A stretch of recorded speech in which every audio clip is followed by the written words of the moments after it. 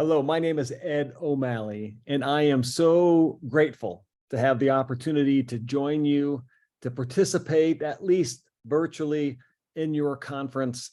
I'm sorry I'm not there in person. It wouldn't work in my schedule, and I would love to attend in the future.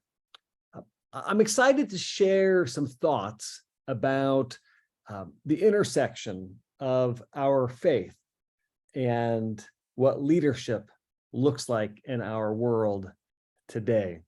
For those of you I haven't met, my name is Ed O'Malley. I serve as the president and CEO of the Kansas Health Foundation.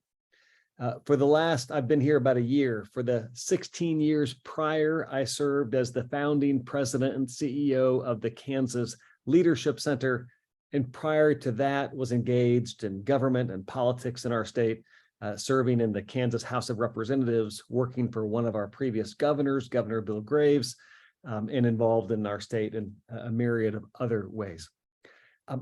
I mentioned that brief bio because it could be interesting for you to know a bit about my background, but I also want you to know that for me, all of those different jobs have had one central purpose, a very personal purpose to me, which is to live out the gospel to the best of my ability for the betterment of our world. And in my case, that has specifically meant the state of Kansas.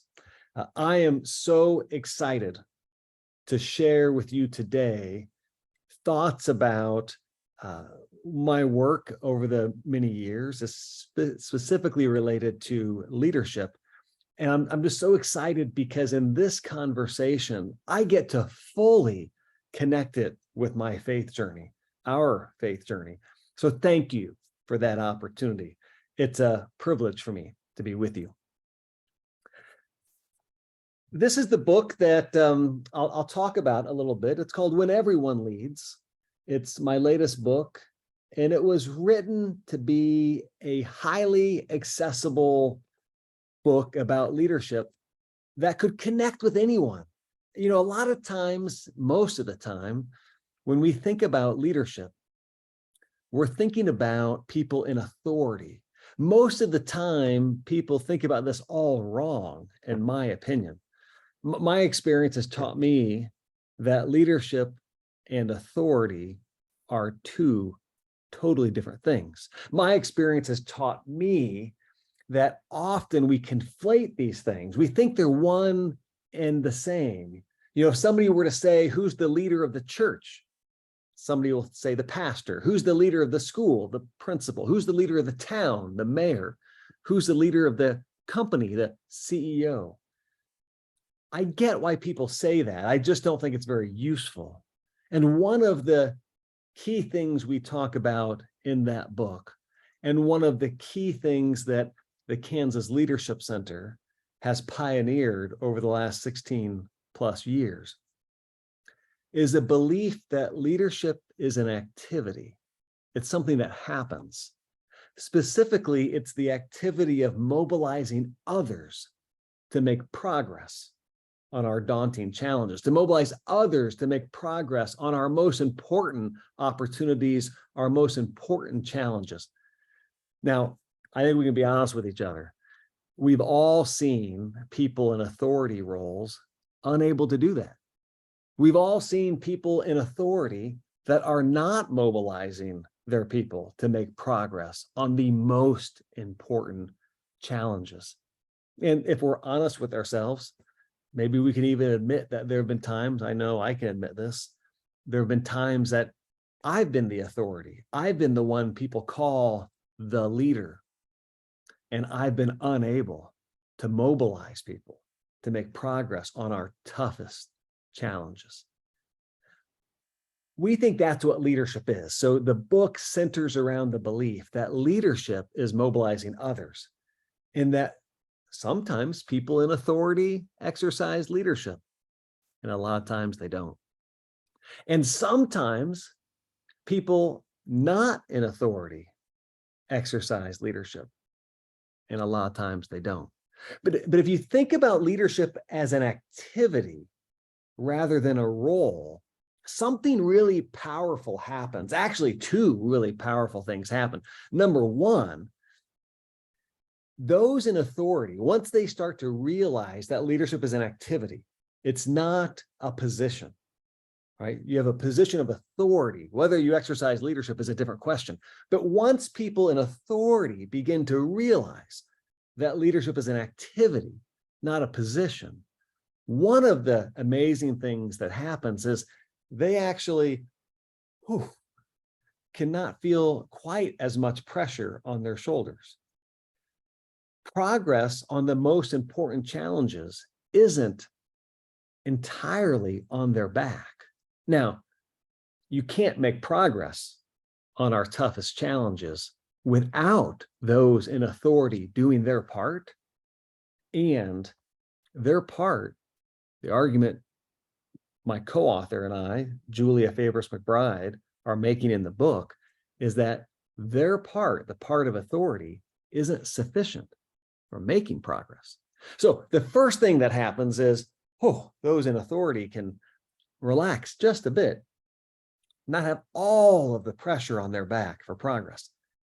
The second amazing thing that happens when we break apart leadership from authority is that those aren't in authority, when they begin to realize this, I think, new way and fully appropriate way of thinking about leadership, that it's an activity. When people not in authority begin to think about that, they're no longer off the hook. They are now culpable for progress. They have a part to play. They have a role that they need. The exercise of leadership is available to them. If it's an activity, it's something that anyone can do. It might look like a different activity from someone in authority. It might look different if you're the CEO or you're the pastor or you're the university president. But the exercise of leadership is available to everyone. That's the heart of this book, When Everyone Leads. We think it's a critical distinction. And it's one that I hope you'll think about during this short video and afterward.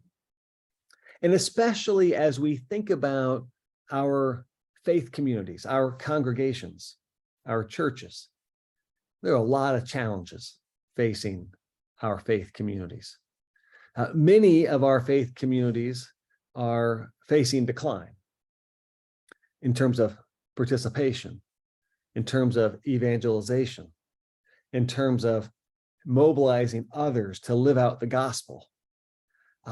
These challenges require leadership. And the argument we would make is they require leadership from everyone. That's the key to progress. Progress happens on our most daunting challenges. Progress happens when you unleash leadership from everyone, or at least enough of everyone. But the key from our research at the Kansas Leadership Center is that progress happens when you unleash leadership from enough people, and especially people beyond those just in authority. That's when you begin to create a culture of leadership, and that culture is what gets you progress. All right. I want to share some things in a little more detail about the book, but I want to connect it to our faith, and I appreciate the opportunity to do that.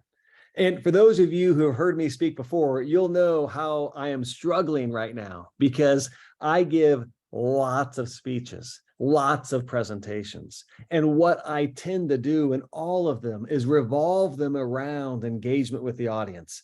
So to be unable to engage with you, to be unable to hear your comments and questions, and to be able to ask you questions is really driving me nuts right now. But I'm still honored to be here. And I want to dig in. I want to dig into our faith and connect some of the ideas of our faith to the ideas in this book, When Everyone Leads. One of the things we talk about in the book is that we think leadership is very rare. We don't think it happens very often. And again, if you think about leadership as mobilizing others to make progress on the most daunting challenges, I think you would agree that it is rare. I mean, think about the most daunting challenges facing your church, or the most daunting challenges facing a company or another organization you're connected to. I don't know about you, but I don't think we make progress on our most daunting challenges very often. I think that's the exception, not the rule. So we argue that leadership is incredibly rare. And one of the reasons we think it's rare is because leadership is risky. Exercising leadership is risky. It involves, the language we would use, it involves raising the heat.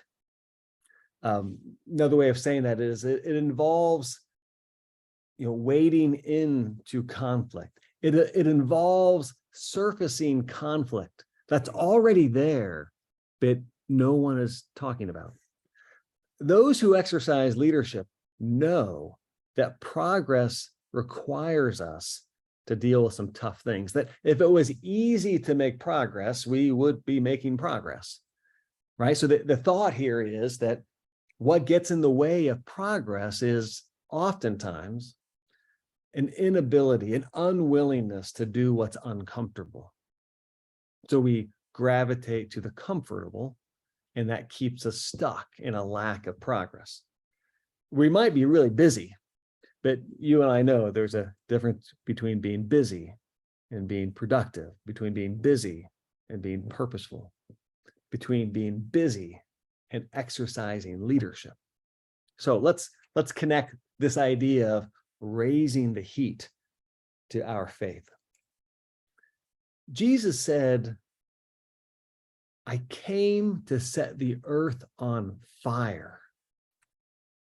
And how I wish it were already blazing. I came to set the earth on fire. And how I wish it were already blazing. I love that passage in the Gospels. I love it. And here's what it means to me. Right? Here's how I interpret that passage. I interpret that as Jesus saying, I came to raise the heat. I came to surface some conflict that you humans need to deal with. And I really wish I didn't have to. I wish you were already being productive, working on these tough things. But I had to come and set the earth on fire. I had to come and raise the heat, right? And to challenge you and to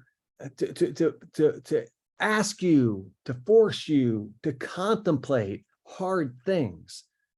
And I understand that that's going to put me in a tough situation. I came to set the earth on fire, and how I wish it was already blazing. I think that's what Jesus is talking about there. In each of us, in our organizations, in our church, in our community, I think have a opportunity, if we really care about progress, to set the earth on fire. The key is to know how to do it with skill, how to do it in ways that will get a result, how to do it in ways that connect with others. And in that regard, I want to talk for just a minute about 1 Corinthians chapter 9. I love that chapter, and that's the chapter that ends with the paragraph about running the race. While many run the race, so on and so forth. As an athlete, growing up and still to this day, I used to always read that chapter and I'd focus on that last part about running the race. And I'd kind of focus on it and think about it in terms of my athletic pursuits and the competition. And only one wins, many run the race, few win. But not too long ago, I was rereading that passage for, I don't know, the 50th time. And I got stuck on the paragraph before the paragraph about running the race. You might know it. You might know it well. It's a paragraph that talks about how Paul is in essence saying that when he's engaging with different audiences, he starts where they are. He's talking about how when he's engaging with Gentiles, he will act and talk like a Gentile because he's trying to reach them and bring them into Christ. And when he's engaging with and talking with Jews, he's going to act like and talk like a Jew because he's trying to reach them and bring them into Christ. And when he's engaging and talking and working with the weak in spirit, he will engage them in a way that they will connect with. He'll start where they are. I was just blown away as I read that passage for the 50th time and finally, I think, saw what Paul was talking about. And here's how I connect it to the idea of raising the heat. What Paul was doing, as I understand it in that passage, he was in essence writing to the Corinthians and saying, hey, back off. Don't criticize me for engaging this way when I'm talking to this audience. And don't criticize me for when I'm engaging this other way when talking with that audience. What I'm doing is trying to reach them. Right? And often what happens when we exercise leadership, we often have people wonder, why are you doing this? They start to push back at us. Why would you, Paul, why would you go engage with those Gentiles and do it in the way in which you are? I thought you were one of us. Why would you go engage with the weak in spirit? Well, Paul knew what he was trying to do. He was trying to bring people to Christ. And he understood that to do that, to engage with those other factions, we might use that word, his very own people might get frustrated with him. And he would have to raise the heat and confront them about, why would you be so frustrated? All right, just a few more things about this notion of raising the heat as part of leadership in connecting these thoughts to our faith. I love the part of the gospel when Jesus is about to be arrested and the Roman officers appear and his disciples, some begin to prepare to fight, draw a sword, slash off an ear, right? You know the story as well as I do. But Jesus says this, his own people, to his own disciples, don't you know that I could call on my Father for help, and at once he would send me more than 12 armies of angels? Right? So there's this moment where Jesus says to his people, don't you know that there's a way out of this difficult situation if I really wanted one? I think we often have a way out of difficult situations. I think we often have a way out of raising the heat, avoiding the conflict. But Jesus knew he couldn't do that. Jesus goes on to say, he says, don't you know that I could call on my Father for help, and at once he would send me more than 12 armies of angels? But in that case, how could the scriptures come true, which say that this is what must happen? See, we often have a way out.